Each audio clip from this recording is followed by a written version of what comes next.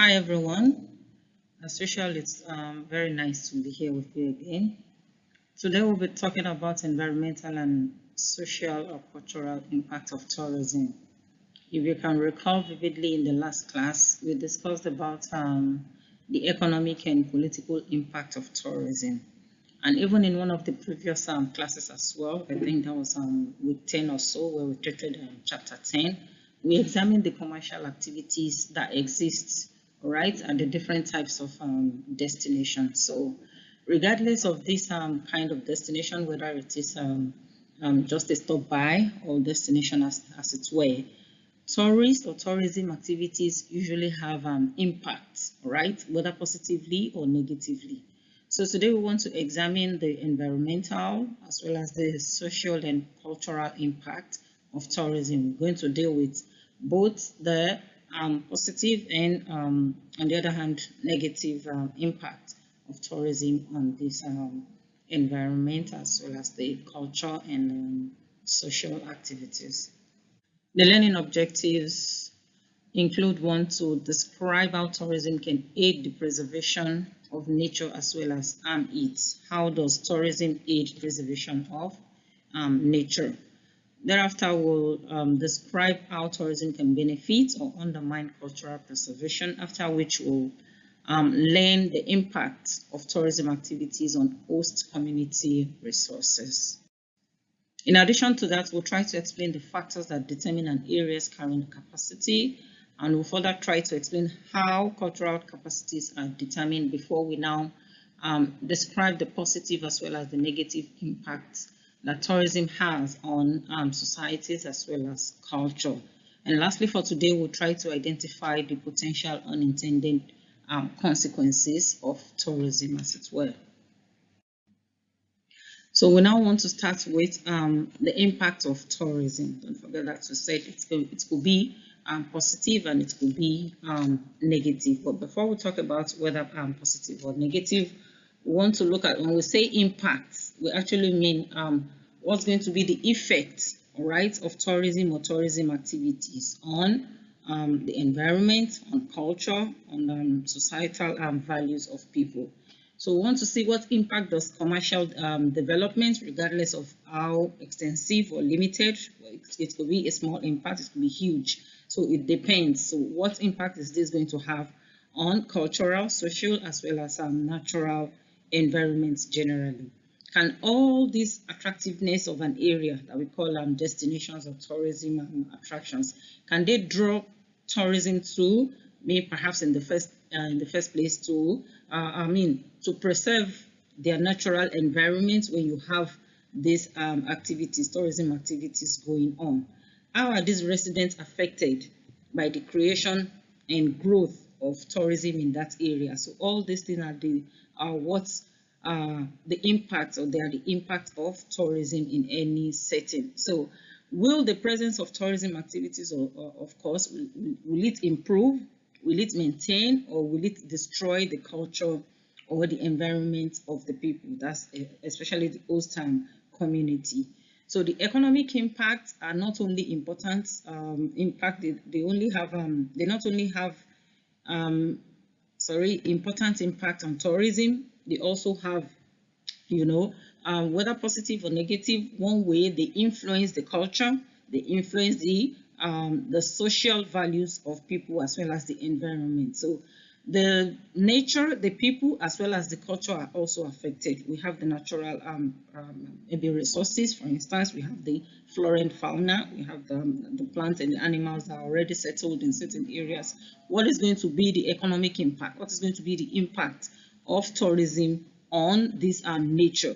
What are the impacts of tourism or tourism attractions to the people, okay, the local residents of that particular tourist attraction? And then what is the effect on their culture, all right, on their culture and societal values? So all these are, or they are naturally affected when tourism activities are going on, because we're having interactions of people, all right, people, from especially around the world, talking about international tourism. Still on tourism and the environment now, it can be used to preserve the environment. Tourism can actually be used to preserve the environment. For example, through the management, we have the management, education and appreciation of all these places, all these destinations. So there will be tourism management. There's people that are going to man the activities of the tourist centers or the tourist destinations. They also educate people, all right? They educate the tourists, and then of course they appreciate. All these are means in which tourism can help to preserve the environment.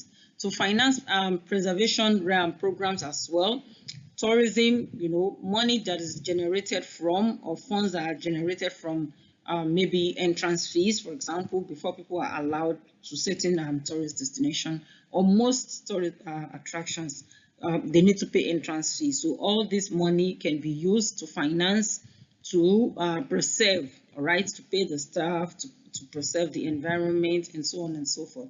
Even from taxes, okay, there are taxes that people are charged of. They are being expected to pay certain tax. Even membership, there are some tourist attractions that they do have a membership, and for people to have this membership,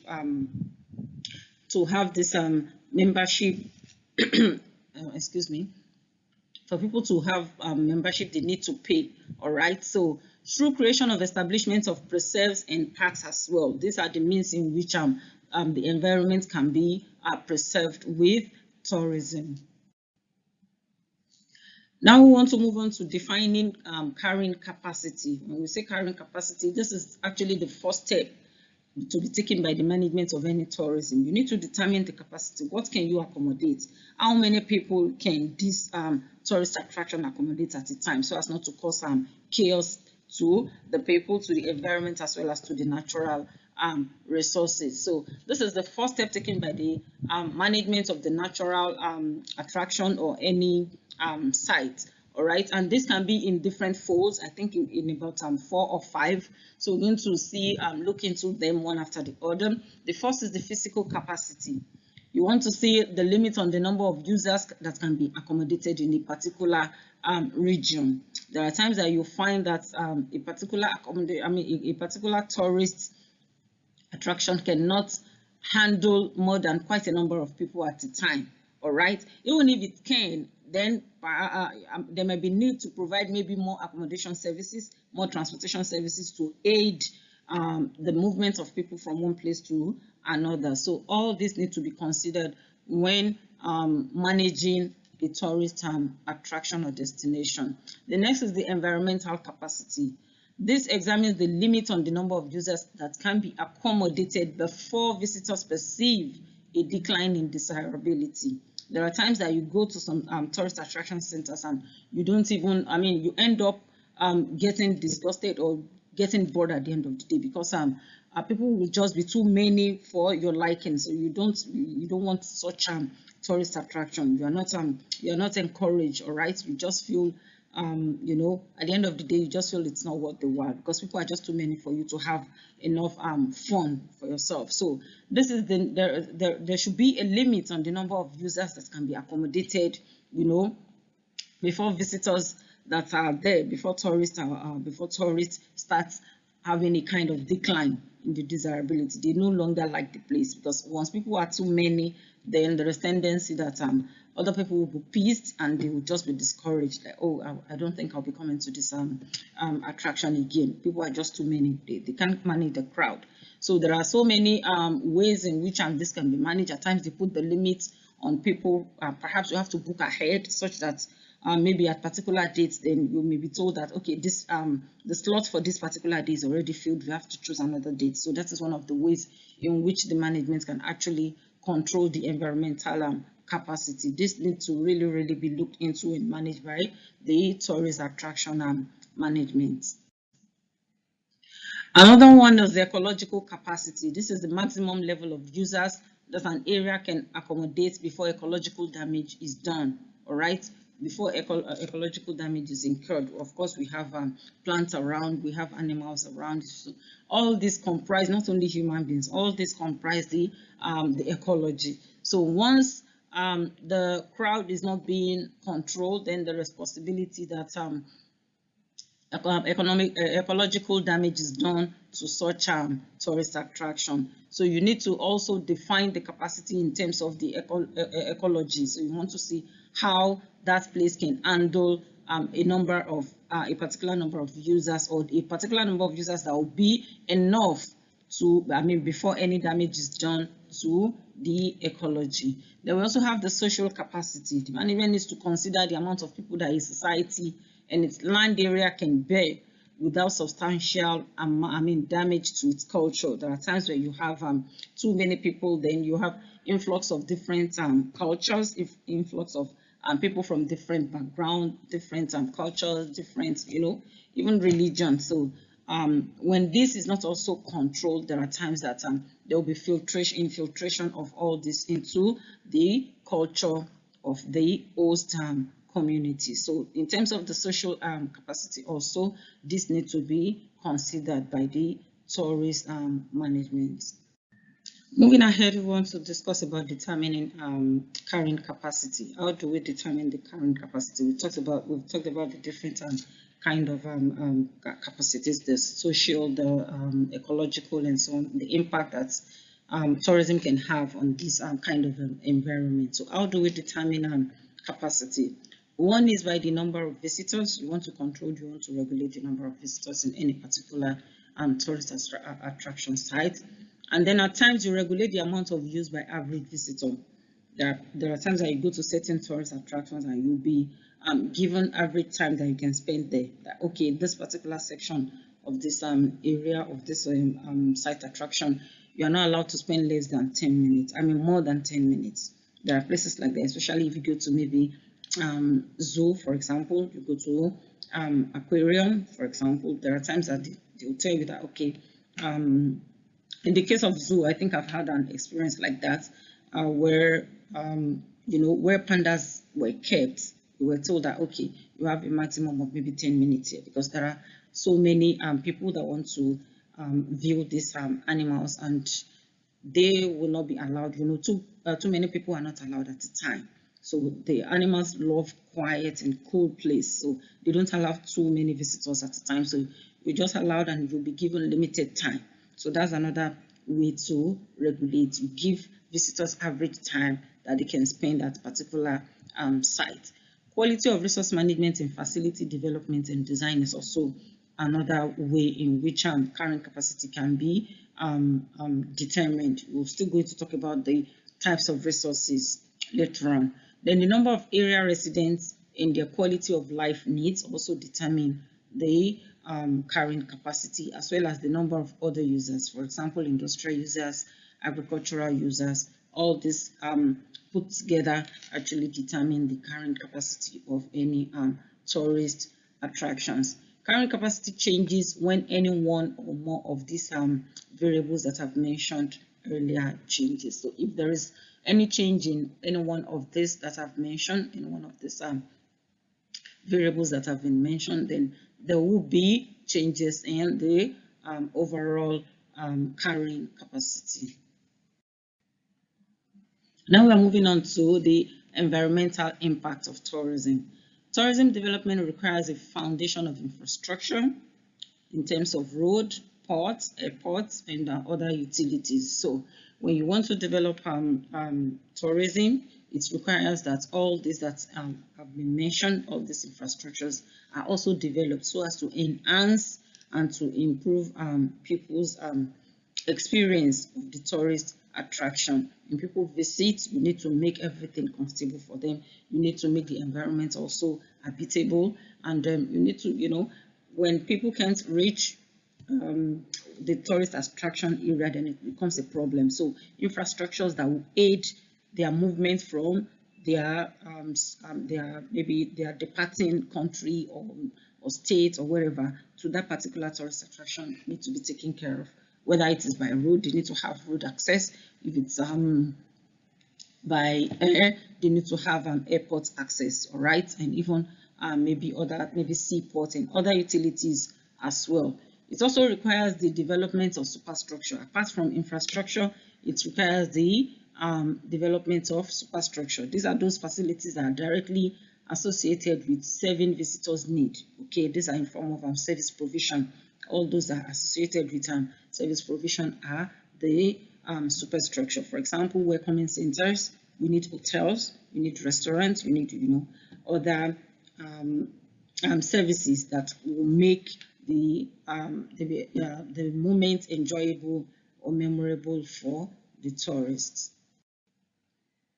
These structures impact the environment more or less depending on the design and planning. Depending on how they are being designed, depending on how they are being planned, they have impact on the environment, right?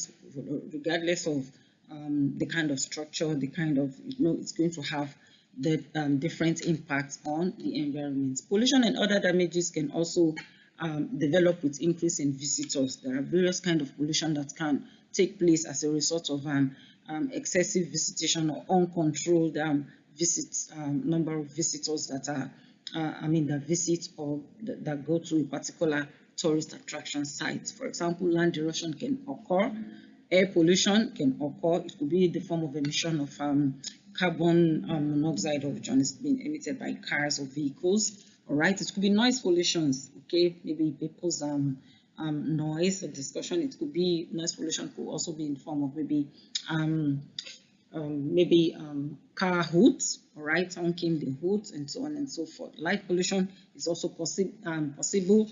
Then you also have the decimation of flora and fauna as well as heritage sites. All right, so you have plants, you have animals around some of these tourist attractions. So the impact of tourism to this flora and fauna could also be huge at times when the tourist is not well managed, when the tourist attraction is not well managed. So there are times that there are decimation or let's say destruction of all these plants and animals as a result of this environmental impact. You want to build a structure, you want to extend another structure. For example, you want to build an accommodation facility or a restaurant or any other structure. You might now need to maybe invade on the flora that are available in that environment or the animals. All right, you either affect the plants, you want to clear the land for building purpose or structure for the purpose of constructing a structure, but then you need to clear the land. So that means you more or less have to cause migration of the animals. It's either you move them to some other places or they move away from that place by themselves. All right, and then even the plants that are in that environment will also be destroyed as a result of that. So that is one of the environmental impacts of tourism. Still on the impact of tourism, the United Nations Educational, Scientific and Cultural Organization, that's the UNESCO, is attempting to preserve many of the world's historic sites. We'll be hearing of United UNESCO Heritage Sites, So this is one of the efforts of UNESCO to preserve all the sites and the natural and cultural properties for future generations. Once sites are being, identified by UNESCO as historical sites, you'll discover that people tend to visit the place. I think I read about the Great Wall of China too, that it was when UNESCO actually earmarked it as one of the historical sites that they experienced increase in the influx of people to visit the site. Then we also have strategic environmental assessment. All right, this is a systematic process for evaluating the environmental implications of all these policies or plan or programs that we have in the tourism sector. So this is also done so as to assess the impact of these tourism activities on the environment. We also have ecotourism. This is to preserve the environment and still gain economic benefits of tourism. All right, you still preserve the environment. Anything eco is just being, using something responsibly all right, using something responsibly. So even though it's going to be used for tourism purpose, you still try to preserve the natural resources, you try to preserve the environment, and then you still gain the economic benefits of tourism as it were. So these are the the ways in which the government, the management, the international organizations such as the UNESCO, as well as some other authorities, are trying to preserve the environment. Social and cultural impact of tourism is next. We've discussed about the environmental. So we are now moving on to the social as well as the cultural impact of tourism. A society is a community, nation, or broad grouping of people. We should all know this, that a society is comprised of, even from the family. The family comprise, a group of families also comprise, or a group of family forms the community, a group of communities form maybe a society, and a nation as it were. So these are broad groups of people who have common interests, they have common traditions, they have common activities, as well as institutions. So a society is a community or a nation or broad grouping of people that have common tradition, interests, activities, as well as institution. Culture, on the other hand, is the practices of a society.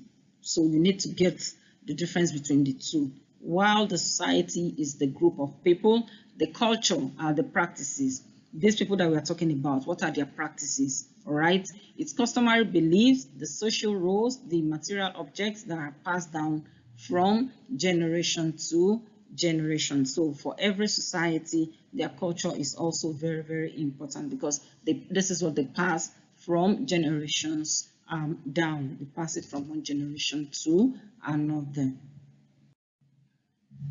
So here is the host of community resources. Don't forget that in one of the previous slides I've mentioned I was still going to talk about different resources later on. So we have the local residents. These are the composition of the host community resources. We have the local residents themselves. These are the people that are hosting the tourists. All right, these are the people that are living in the local environment where we have the tourist attraction. Then we have the infrastructures too, in terms of the air, airport, rail, the road, and so on and so forth.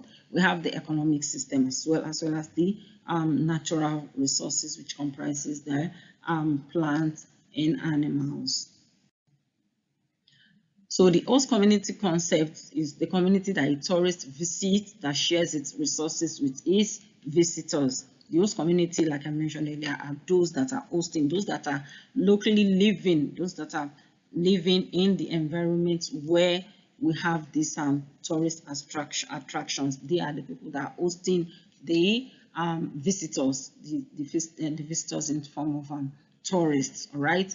So we have the first resources are the resident, like I mentioned in the previous slide. These are the local residents who serve and interact with the guests. They are the ones that welcome them. They also interact with them. The resource 2 is the community's economic system. The third is the infrastructures, which I've mentioned.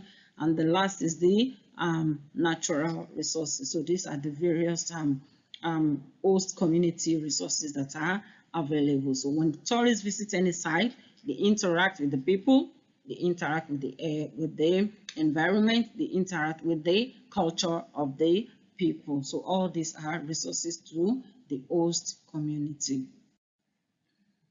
Moving ahead, we want to see the social and cultural benefits of tourism. We've talked about the environmental, so we're now moving on to, we've talked about the social as well as the cultural. Now we want to see the benefits. Of course, we mentioned that impact could be positive and it could be negative. So now the benefits are, of course, the positive impact of social and cultural tourism. The first is to learn about each other. People learn about each other. Both the visitor and the host community members, they know more about themselves. Oh, so this is okay, this community is this is the kind of food you eat, this is the kind of, they learn about each other. They share taste of different ways of thinking. All right, they share different ways of thinking. Tourism can also generate critical mass of interest to support native arts. regardless of how minute, regardless of how small, it creates that interest of people to support native arts. When you go to some places, they display you know, their artistic work. Even some of their natural you know, some things in their natural environment, you tend to appreciate them. So it improves the standard of living and greater educational opportunity, especially for women and young people. You learn about other people's culture, you learn about their behavior and so on. You are being educated. So, by the time you meet some people, you know, as a host, well, I mean, where are you from? What's the name of your country? Oh, I'm from Myanmar. Oh, I never knew there's a country named Myanmar, you know, things like that. So it exposes people, it exposes both the visitor and the tourist as well as the host. It also helps in preservation of areas historical as well as natural sites. When people are there and you know you are hosting visitors, you preserve the historical and natural sites. People you know, they come to that particular environment to see what you have there, and it's a form of preserving it for other generations to come, because you as a host will always want to remain there to attend or to welcome the tourists. How do culture attract tourists? How do we use culture to attract tourists? There are three forms or ways in which culture can be used to attract tourists. First is the material goods, all right, where they have distinctive acts, for examples, in crafts. There are times that, you know, people are attracted, or tourists are attracted to certain certain areas or certain tourist attraction because of their artistic work. You want to see how, you know, for instance, maybe some artwork, some drawings, some maybe handcrafts, and so on and so forth. So these are one of the way. The second one is the daily life activities. For example, the food, the kind of the food that they eat in that area, the language they speak, their way of living. All right, so all these are another form of other forms of attracting culture of other people. Then special expressions of cultures as well. I mean, it could be in form of history, it could be in form of architecture, it could be in form of special traditions that are passed from one generation to another. You go to some places and you see different architecture and architectural works, and all these architecture mean different. They have interpretation, they have meaning. You see some structures, they will tell you the reason behind why, I mean, the reason behind how the structure is being made or why it's made in that particular form, and so on and so forth. So all these are means in which the culture can attract tourists. It could be through material goods, it could be through their daily life activities, as well as special expressions in terms of history, architecture, and traditions. Moving ahead now, these are just places to experience history, places that you can, you know, visit so as to experience long history or past history.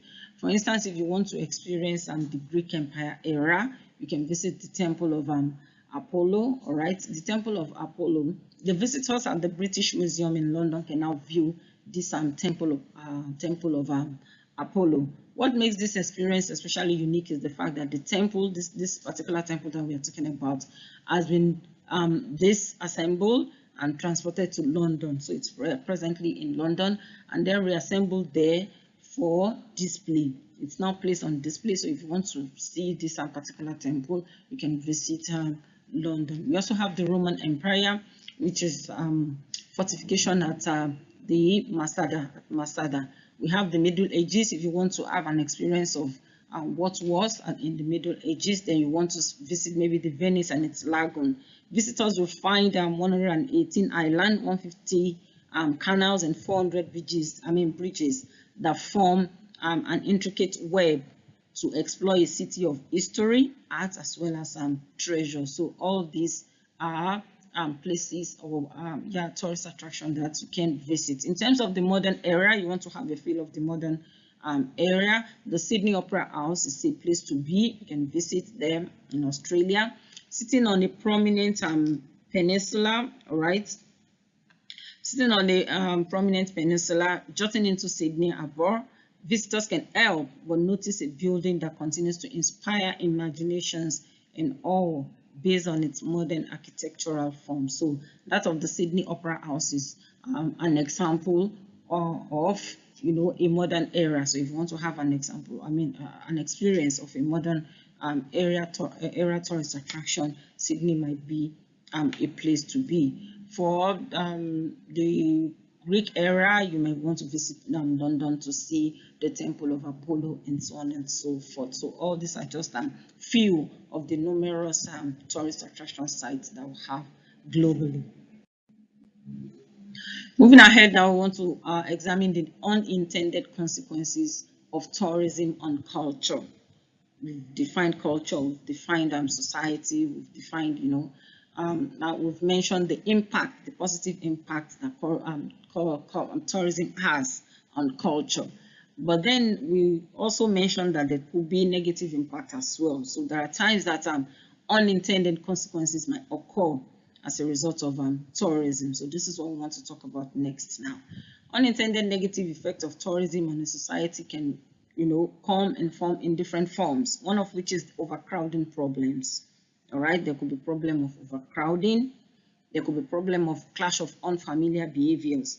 The behavior of visitors will definitely be different from the host community, especially when it comes to international tourism. People are coming from all places around the world. So you cannot expect that people should have the same culture as your own or should behave exactly the same as you behave. So there is always clash of these unfamiliar behaviors among tourists. Resentment of residents from the need to share resources and facilities with visitors. There are most times this happens, especially when the host community feel that they do not have access to all these facilities, or when they are especially reserved for tourists. So there are times that or even when they need to share them, even when they are not exclusively meant for tourists alone, the host community at times too, they still resent, all right, they still resent this and they resist the host community. The tourists at times they try to behave somehow to the tourists, just to let them know that they are not welcome in that particular environment. There is also impact on authenticity of local cultures. They have their own local culture before people come visiting, and the more they have visitors, the more other cultures are being infiltrated into their own cultures. And when they see that this is having impact on their children, then they tend to want to resent it. Tourists choose to purchase souvenirs that are mass-produced outside of the region. This is also an unintended consequences. There are times that you would have expected that tourists are going to patronize the local producers in that particular environment, but tourists might find other souvenirs that are brought from other regions to the place. They might find them more attractive, they might find them more affordable, and so on. So if they prefer to buy that, then it's going to have a negative impact on the income generated by the local tourists. So these are some of the unintended consequences that can occur as a result of tourism on the culture of the host community. So the demonstration effect is also one of this, it's another societal problem. It's another societal problem, and it occurs especially in lower income areas. In some locations, tourism has caused, this demonstration effect. It's just like people imitating other people's behavior, especially among the young generations. They want to, imitate when they see tourists or visitors in that particular environment. There is high tendency that they want to behave like them, they want to imitate, they observe them, they look at them, they want to try and do what they are doing. Take for example, maybe the way they are dressed, right? They also want to imitate them, that, oh, this person is wearing a short, maybe a short skirt, then let me also try it. It might be against their own their own local culture. All right, so this is one of the thing. And another thing is that it occurs in both directions. It could be from the host to the visitors, and from the host community to the visitors, and it could also be from the visitors as well to the host community. I just gave an example where the host community, maybe the youth in the host community, are now trying to imitate the visitors. It could be the other way around too. When visitors, go to some tourist attraction and they see the people there, they see the culture, then they may want to take one or two things, like, okay, the kind of food they eat and the likes. So there are 5 stages in the process of this demonstration effect. The first stage is the observation of the behavior. You want to observe, people look, all right, whether the other way around, whether the visitors are observing the host or the host are observing the behavior of the tourist. The next is the analysis of the behavior. You now want to analyze it. You look at it properly, you scrutinize, and you analyze it, right? Then you compare the current behavior with the observed behavior. Your own behavior is the current behavior. The observed behavior is that of the other party. It could be that the visitors are observing the behavior of the tourist, that's the host community. Sorry, it could be that the tourists, that they are the visitors now, they may be observing the host community, or the other way around. So after comparing the current behavior to the observed behavior, they now move on to evaluate and determine if the behavior can be copied. There are times that you yourself will know that, no, I dare not try this, all right? I dare not try this, I dare not do things this way. But there are times that you feel that, okay, you can do it. I think it's a welcome idea. It's not a bad idea after all. So you evaluate. It's up to the individual or groups involved to evaluate. And lastly, a decision is then made to copy the behavior in the same form. You now want to do what they are doing. You've already observed, and you now want to, you've observed, you've analyzed, you've evaluated, you've compared with your own initial culture. And then the last stage is where you decide to either copy the behavior in the same form or not. Still on the demonstration effect, the perception of all tourists as wealthy is another impact. All right, the perception that all tourists are wealthy because of this because of the fact that during that period that they are going to stay in that particular tourist attraction, they tend to spend, right? They tend to spend a lot. Excuse me. So it is normal for the host community to feel that they are wealthy, to perceive that they are wealthy. Envy of tourist material goods is also a common thing, or effect of a demonstration effect, a common thing. You see them buying things, you see them moving around from one place to another, to them, spending money and so on. So there is tendency that the host community, especially when they are not maybe exposed or civilized, they may want to envy these tourists because of these material goods, especially likely to create desires in youth of the culture. It is most likely to create desires in the youth. Then there's also disproportionate wages from tourism as compared to traditional occupations. When you have tourists when you have I don't want to say foreigners, but when you have people that are not from the local environment or the local surrounding of the tourist attraction, when they are being employed, there is tendency that their wages are more than those that are locally employed. So all these are things that can bring about demonstration effect. Youth may cast away the traditions of their own culture and embrace the ways of the visitors, which causes generational conflict. This is a very, very important point.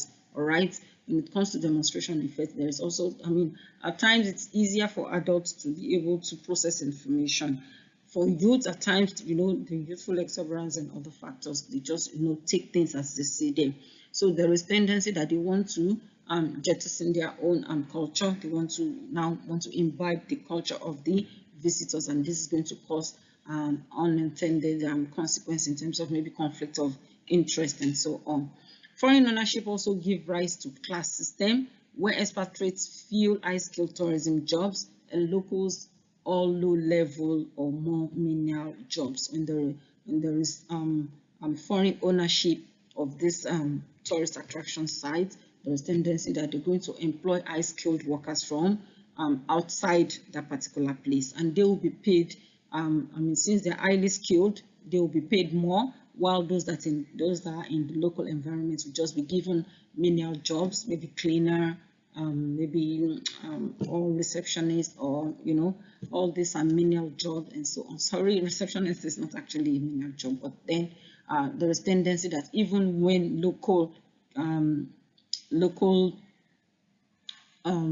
when the locals are employed for this kind of job, they will be paid less. They will be short paid when compared to when they employ high skilled, or when they employ foreign workers. The dark side to tourism promise of economic benefits. What are the dark side to tourism economic benefits? Don't forget that we've talked about the economic benefits, especially in the last class. We talked about the revenue that's been generated and so many other advantages.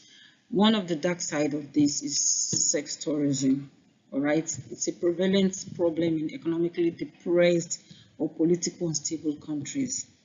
When you have tourist attractions in these areas, then there is tendency that, especially people that they tend to capitalize, they tend to abuse these opportunities, especially when they know that there is no law or any legal, binding or legal backing against this sex tourism. So they travel for the purpose of this, for the purpose of exploiting especially the youth, all right, and the girls, just for the purpose of having intimacy with them. Then cooperation between government and non-governmental organizations to control the problem is usually prevalent. It's it's noticeable among or in many of these countries. External influences and internal problems. That's the last thing we're going to discuss today. Government developed infrastructure and superstructure that is used by visitors but not available for use by locals. That is another impact of tourism. There are many times that the government will provide infrastructures that will aid tourist attractions. They will aid people to visit that place. Government will provide maybe airports. They provide, motorable road from the airports to these tourist site attractions. But this road, when you go to other places, they may not be available for locals. All right, it may just be maybe the route from the airports to the sites that are well developed, and you have concentration of infrastructures. When you go to other places, they are not as developed as that particular site where you have the tourist attractions. So that is another thing. So this is due to external influence, because they are welcoming, they are expecting visitors from, they're expecting visitors externally now. They focus more on that, while they neglect the needs of the hosts or the locals. Then there is also the problem of crime due to the increase in the number of potential victims, as well as resentment and envy of visitors. Of course, it is normal for some, especially when they are not civilized. It's normal for them to want to envy the visitors, because they feel that they're having access to all these resources that they do not have access to. Next is the correlation between the number of tourists and the amount of crime. This, as according to research, it has always been observed that places where you have high number of tourists, then there is a kind of high or rise in the amount of crime. Like I mentioned earlier, that some people do travel, especially to places where they think that they can exploit girls, youth for sex purposes. So these are some crimes that can be observed in tourist or tourist attraction areas.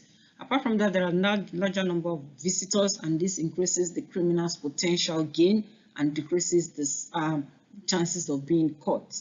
When crime rate is high and people are many, the tendency that they will be able to identify the victim on time or early enough is very, very low. The chances are slim. Then there is increase in the cost of police protection, and this raises fear.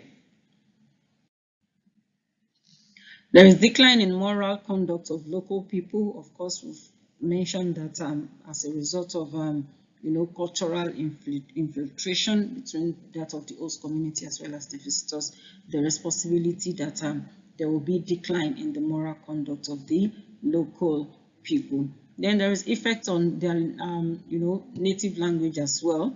Of course, it could be it's a two-headed arrow sort of. The language can be in form of locals learning the tourist languages, or the tourists who are the visitors now learning the languages of the local or their host community. Many tourists and business travelers use English as a common communication means, and this affects the local language in that particular area. English is one of the most popular languages across the world, across the globe. So many tourists and business travelers use this language as a means of communication.